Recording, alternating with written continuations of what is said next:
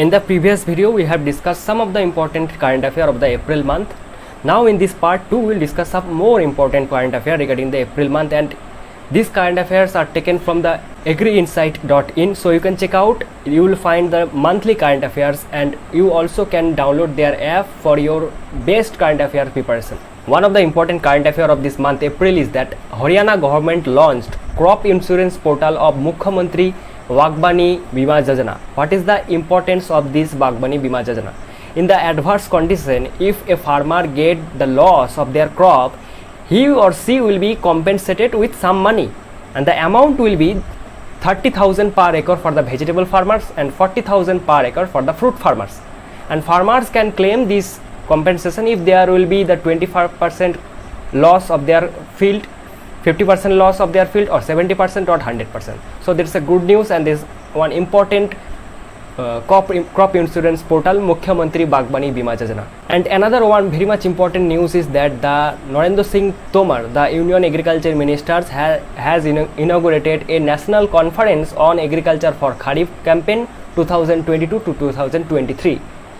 It was held at the NASC complex in New Delhi, and according to this national conference, the second advance estimate of this country's total production of food grain is estimated to 3160 lakh ton, and which is the all-time record.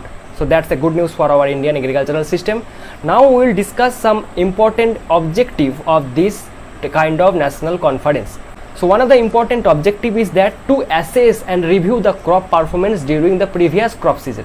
मतलब previous crop season में, previous year में कितना हमने performance show करे थे, कितना India में कितना अच्छा यील्ड हुआ था, क्या क्या प्रॉब्लम था, वो सब हम देखेंगे.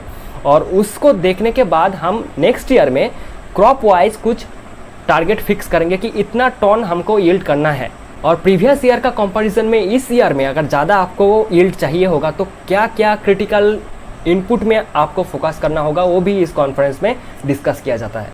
एक और इम्पॉर्टेंट पॉइंट ये होता है कि कुछ एग्रो इकोलॉजिकल रीजन में क्या होता है कि कुछ कमोडिटी को बहुत ही एक्सेस मात्रा में प्रोडक्शन हो जाता है, और उस एरिया में कुछ अलग सा कमोडिटीज़ भी ऐसा है जो बहुत ही ज़्यादा पोटेंशियलिटी है उसमें, लेकिन वो ज़्यादा यील्ड नहीं होता क्योंकि कुछ कमोडिटीज़ बहुत ज़्यादा प्रोडक्शन हाई हो जाता है. तो इसमें एक बैलेंस ले आने के लिए इस नेशनल कॉन्फ्रेंस में इसको एक मुद्दा उठाया जाता है. एक और मुद्दा ये है कि इंडियन एग्रीकल्चरल सिस्टम में हमेशा ये ध्यान दिया जाता है कि कैसे हम पाल्स को, ऑयल सीड को, पाम ऑयल को कम से कम इंपोर्ट करें, हम कैसे इसमें ज़्यादा डिपेंडेंट हो जाए. सो इस नेशनल कॉन्फ्रेंस में ये भी एक बहुत ही इंपॉर्टेंट मुद्दा था. एक और मुद्दा ये भी था कि to finalize a national policy framework for crop diversification programme, consultation with researchers, states, policymakers and industries has also been conducted. तो जैसे कि हमने पहले बता दिया कि पहले ईयर का जो परफॉर्मेंस था इस ईयर में उससे ज़्यादा अच्छा होना चाहिए, इसलिए एक टारगेट भी फिक्स किया जाता है. जैसे कि इधर आप देख सकते हैं कि 2022-23 में जो फूड ग्रेन का प्रोडक्शन है वो 3280 लाख टन में फिक्स किया गया है. ये टारगेट फिक्स किया गया है, जो कि इस ईयर में जो एस्टिमेट है वो है 3160 lakh tonne. So you can see there is the improvement. जैसे कि हमने बताया कि पाल्स और ऑयल सीड में हमको डिपेंडेंट होना है, इसलिए एक टारगेट फिक्स किया गया है 295.5 लाख पाल्स के लिए and 413.4 lakh tonne for oil seed के लिए.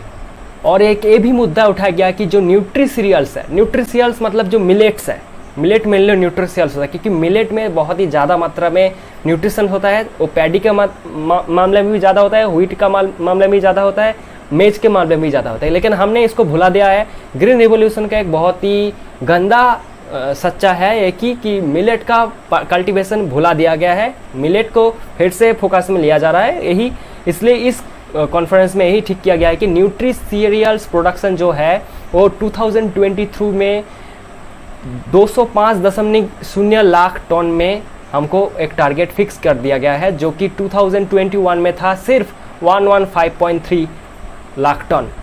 ये भी इसमें मुद्दा उठा गया है कि जो लो यील्डिंग रीजन है वो पर कौन सा स्ट्रैटेजी ऐसा लिया जाए, कैसे हाई यील्डिंग वैरायटी को अडॉप्ट किया जाए ताकि लो यील्डिंग रीजन फिर से हाई यील्डिंग रीजन में बदल जाए.